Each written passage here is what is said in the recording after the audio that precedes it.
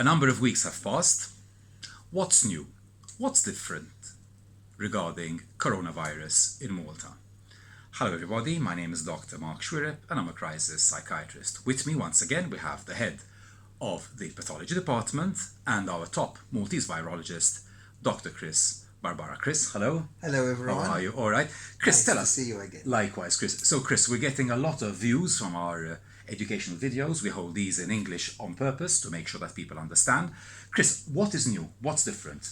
So basically what's happened, I think the strategy we were holding for Malta has been a bit of a success because we've seen that the number of cases, the number of infected cases were low.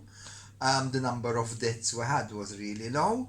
And the vulnerable people, in other words, those who had comorbidity, unfortunately, they always stayed home and not socializing. I know it's a big sacrifice, but it has been a very good investment because they are all healthy. So I'm very happy about that. So what's happening now? It seems we've had our peak in the curve. We're still going down, but still we know that there are a number of cases who are infected.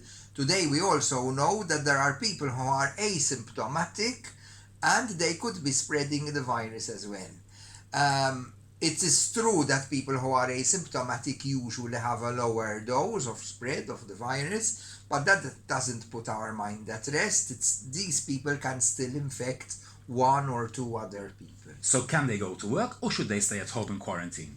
It depends, because if they are asymptomatic, they wouldn't probably know that they are infected. That is why we are telling people, if possible, call 199 and ask for a swab test, even if you are asymptomatic. Okay. Today we're going to groups of people in factories, healthcare workers and so on, and asking them if they want to swab, to have a nasopharyngeal swab, even pre-ops and so on. Before admission to hospital, we are swabbing all the patients. Occasionally we find that one or two cases who are positive, although they have no symptoms at all.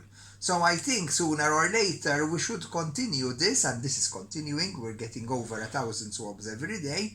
We are identifying those people and doing contact tracing once again of those people whom we find positive. Okay, so it's still working. Right, so if I was COVID positive, so I had the infection, and I now have been given the green light from public health, Of course. can I then go back to work or should I wait for a particular time period? What's the basic protocol right now? No, public health will certainly not allow you to go back to work, because after you are symptom free, they repeat the swab again, unlike what they do in other countries. So we get a negative swab and then they still ask you to stay at home for another week. So that's a first in the world? Yes. Okay. No, it's not done in the UK, but we're doing it. We're more cautious, and it seems we're getting good results. But if the second swab is negative, this COVID swab, can you then go back to work, or does it depend? After a week.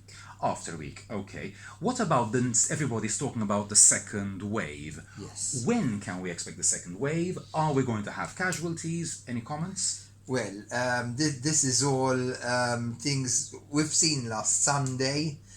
We've had people going out in groups again, etc. Now we will see that result, not immediately, we'll see that result up to 14 days later. So we're not out of the woods yet? Absolutely not. Right. Remember, in Italy, when they had that sudden wave of infections, only 2 people started this. Okay. And we have more than 2 people in Malta who are infected. Okay. So we have to continue our social distancing, we have to continue washing our hands, we have to prevent touching our faces. Today, because there has been a bit of release from the restrictions, because we can now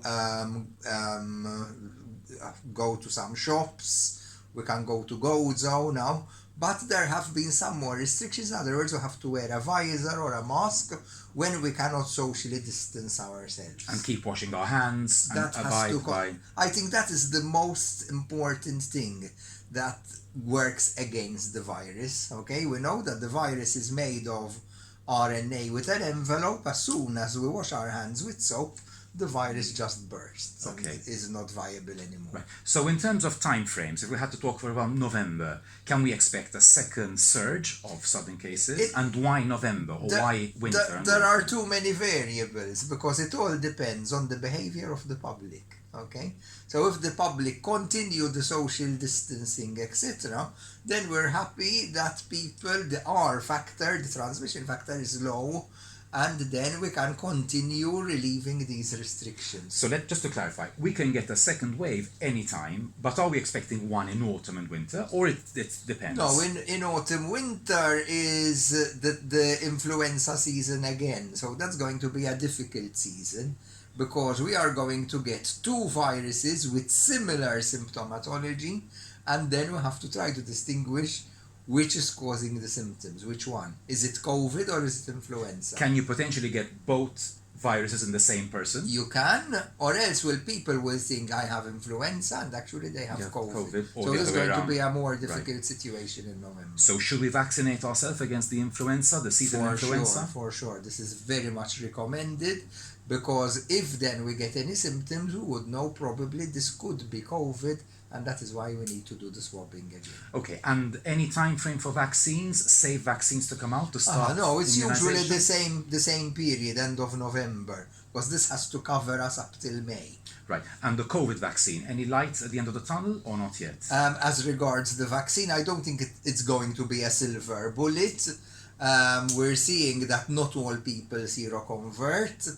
So we know that the vaccine will not help everyone. What is seroconversion? Seroconversion means that you have produced enough antibodies, okay, or white cells to prevent you from getting the infection, saying you are immune, okay? Okay. So the vaccine might work. We're going to see. There's still clinical trials going on, but we can't say if it will work on everyone and for how long the protection is going to be. When will it come out, you think? Oxford is saying their first vaccine should be available in June of this year, but that doesn't mean that the production would be enough for us to take the vaccine. It depends. It could take another year to produce the vaccine for everyone. Usually vaccines take many years to be produced, Chris. This has sort of been turbocharged, really pushed, and it's been accelerated. A very concerted, hats off to all those involved. Are we safe with this vaccine, given that things have been accelerated or not? The fact it's been accelerated so much means it's not as safe as we should think so.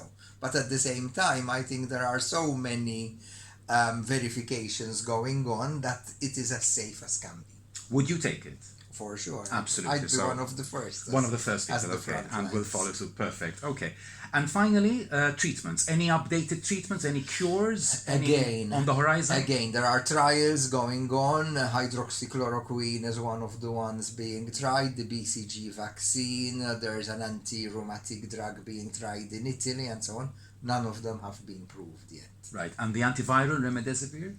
Again, it has not been proved in the clinical trial yet. So trials are still ongoing. So in Malta, are they using any of these? Yes, we are using a few of these drugs.